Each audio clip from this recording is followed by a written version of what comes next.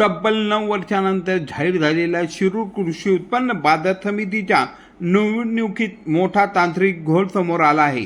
तालुक्यातील 96 ग्रामपंचायतपैकी फक्त 18 ग्रामपंचायतीचे सदस्य या निवडणुकीमध्ये मतदान करणार असल्याचे समोर आले असून 78 ग्रामपंचायतीचे सुमारे 729 सदस्यांना मतदानापासून वंचित राहावे लागणार आहे.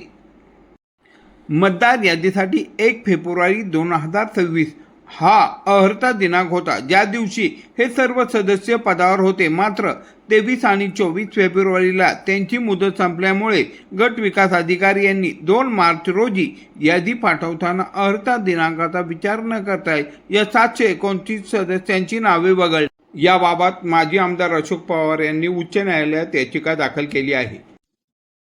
आज शिरूर कृषी उत्पन्न बाजार समितीची निवडणूक जाहीर झालेली आहे.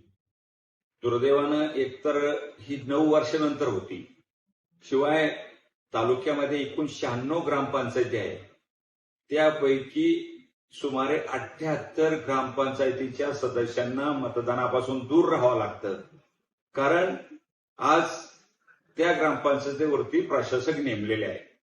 खरं म्हणजे 1 फेब्रुवारीला हे सर्व सदस्य असताना त्यावेळची यादी देणं गरजेचं होतं, परंतु ती यादी मार्च महिन्यात दिली. त्यामुळे सगळे प्रशासक आज आपल्याला दिसतात. जर आज ही निवडणूक त्या ठिकाणी अशीच पुढे चालली तर निश्चितपणे 90% ग्रामपंचायत सदस्यांच्या वरती अन्याय होणार आहे आणि हे लोकशाहीच्या दृष्टीतनं अत्यंत घातक आहे.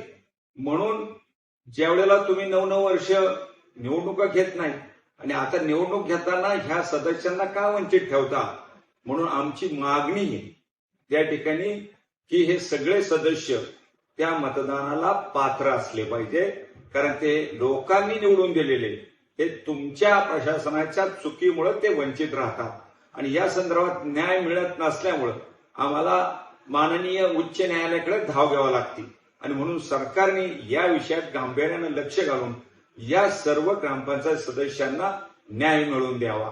धन्यवाद.